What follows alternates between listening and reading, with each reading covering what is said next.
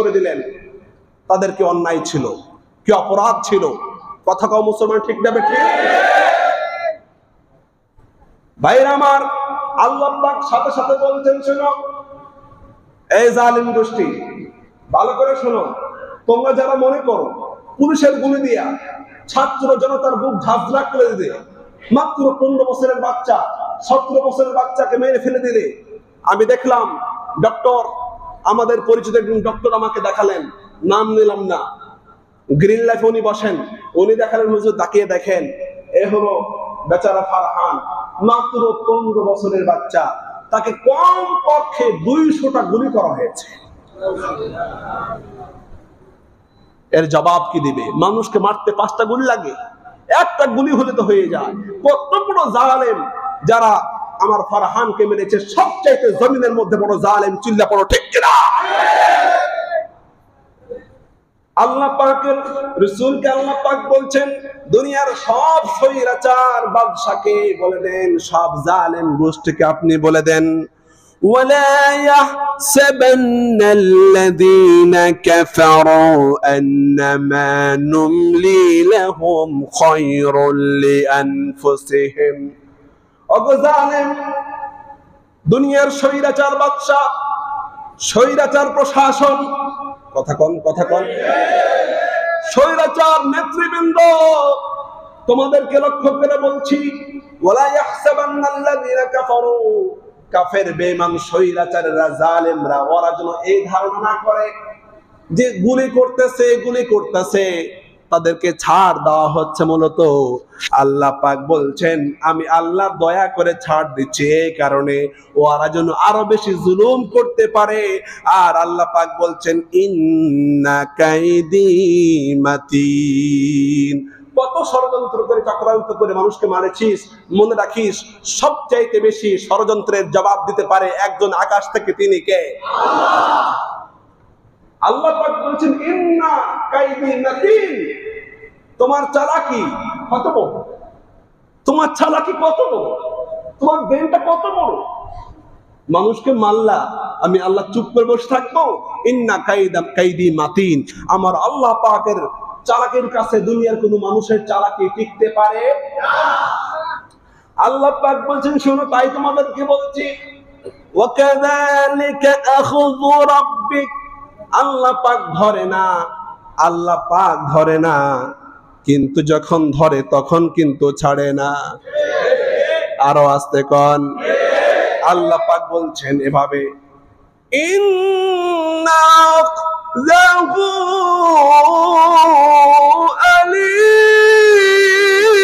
আলিমুন শাদীদ।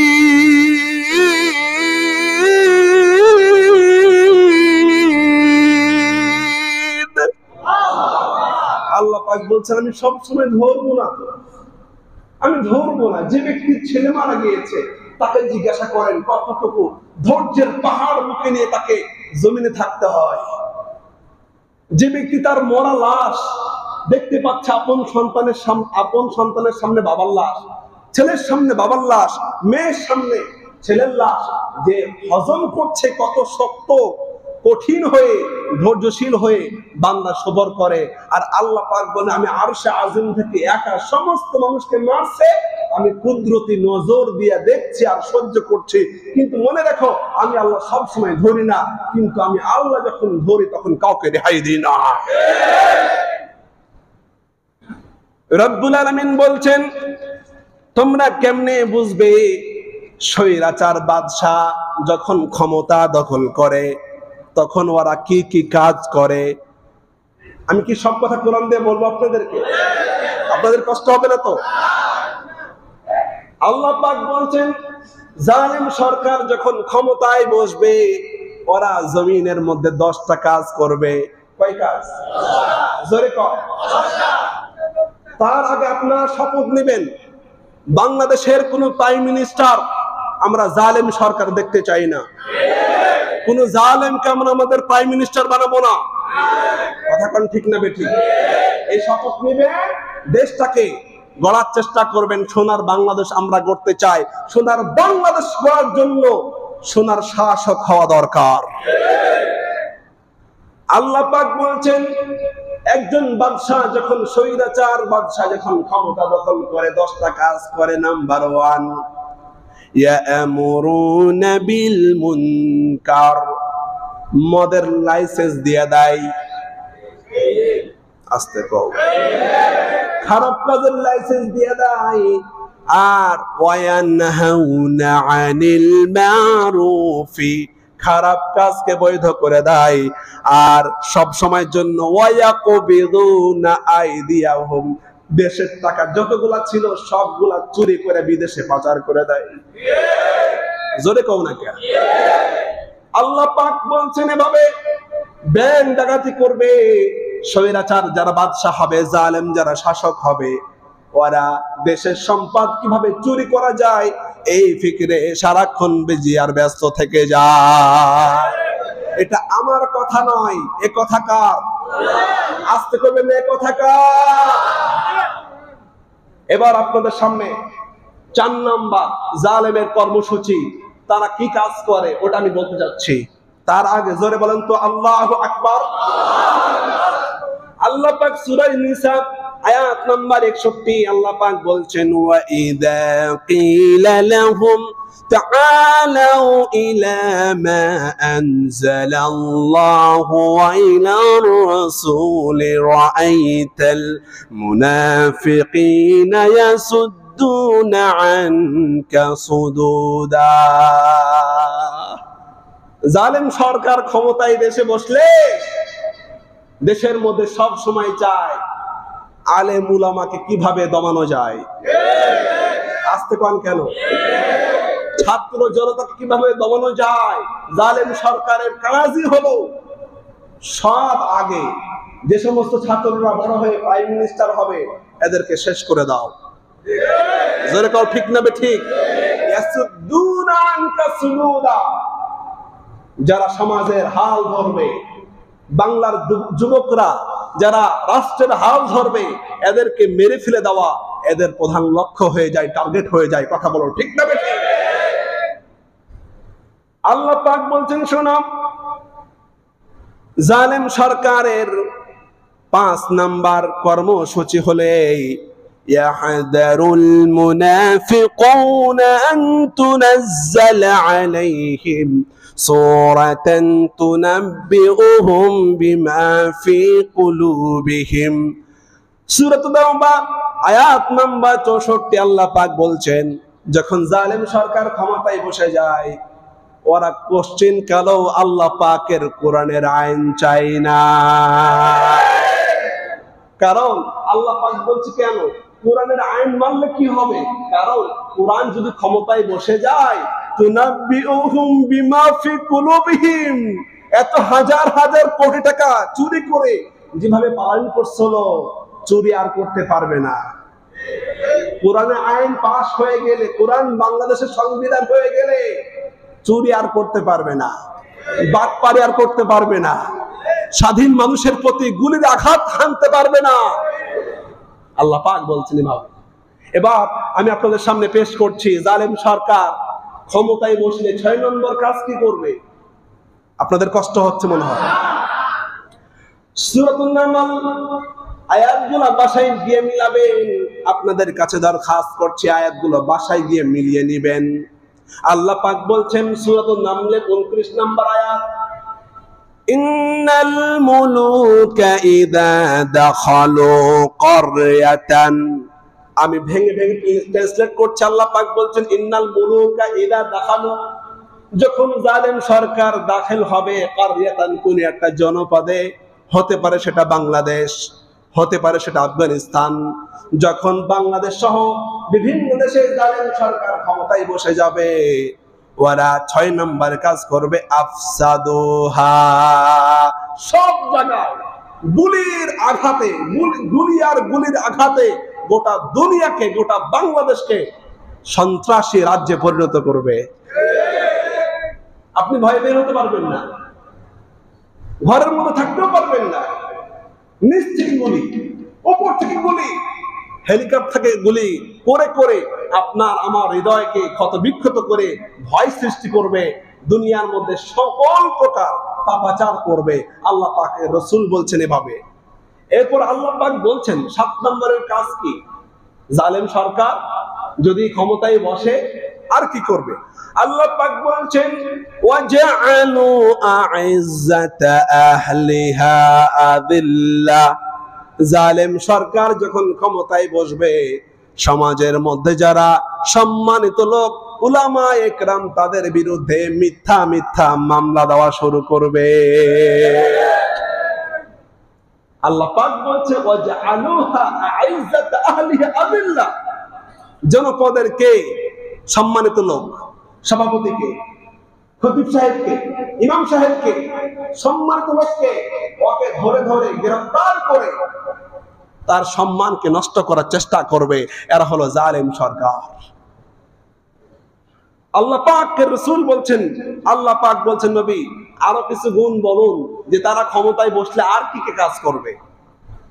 আল্লাহ পাক সূরাতুল বাকারার মধ্যে 205 নম্বর আয়াতে বলছেন এভাবে ওয়াইযা তাওয়াল্লা সাআ ফিল আরদি। যখন ওরা কোন আরদের মধ্যে, ভূমির মধ্যে ক্ষমতা দখল করে, লিয়ুফসিদু ফিহা, জমিনের মধ্যে ত্রাস সৃষ্টি করে, ইউহলিকুল হারসা ওয়ান নাস, যেথায় যেথায় সম্পদ আছে সম্পদগুলোকে চুরি করে লুটপাট করে, আর মানুষ যেন কোনো কথা বলতে না পারে, ইউহলিকুল হারসা ওয়ান নাস, গণহত্যা বাংলাদেশ সহ বিভিন্ন জেলায় চালাতে শুরু করে।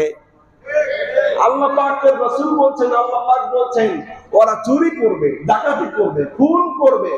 এই কারণে করবে ওদের সমস্ত কার্যকলাপ যেন প্রকাশ না হয়ে যায়। প্রয়োজনে ওরা গণকবর খুনবে আর গণহত্যা চালায়া মানুষগুলোকে টর্চার সেলের মধ্যে আবদ্ধ করবে। বলেন নাউযুবিল্লাহি মিন যালিক।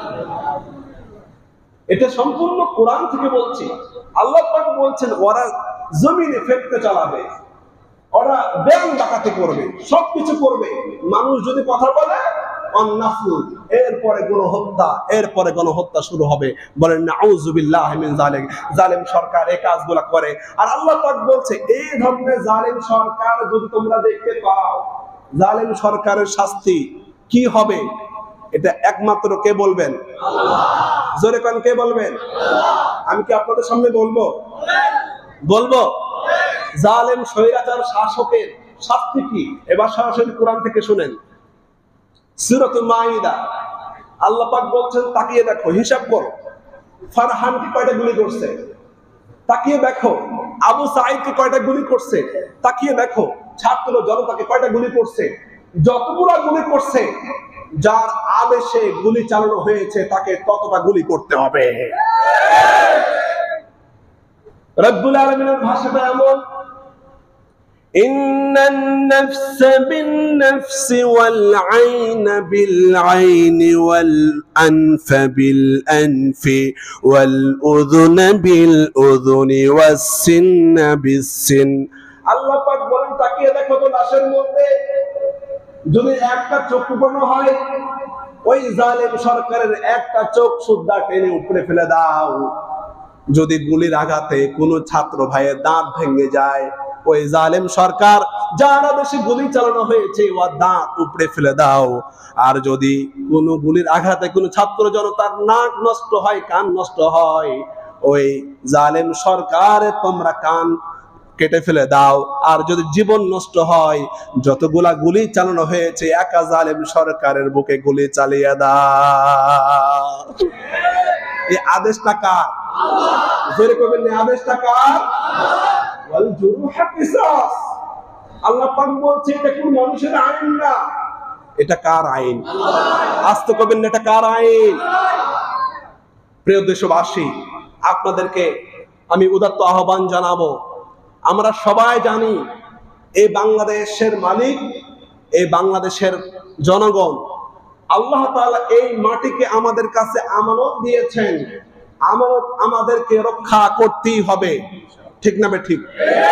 আমি জানি আপনাদের মাধ্যমেই এখানে যারা আছেন, বাংলাদেশে যারা বসবাস করছেন, আপনারাই এমপি হবেন, আপনারাই মন্ত্রী হবেন, আপনারাই প্রাইম মিনিস্টার হবেন।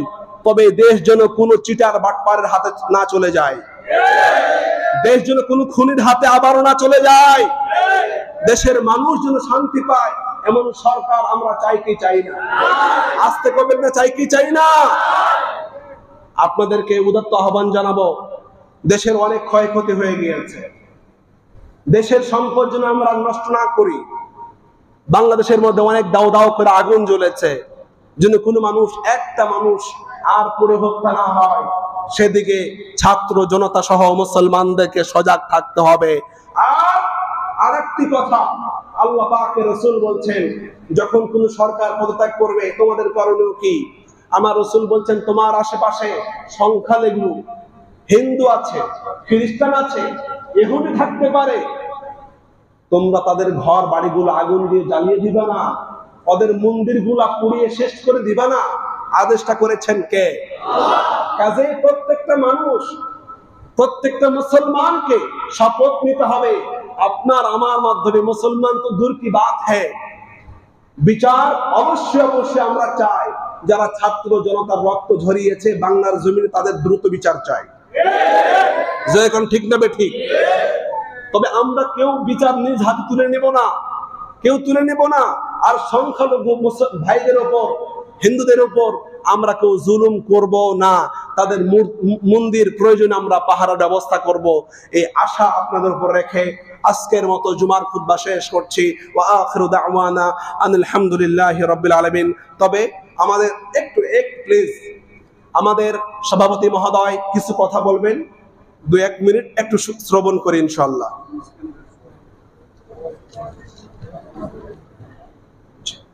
সমাজ কেন্দ্রের সভাপতি মহোদয় কিছু কথা বলবেন, একটু শুনুন প্লিজ। একটু বসে যান প্লিজ, একটু বসে। বিসমিল্লাহির রহমানির রহিম। আসসালামু আলাইকুম।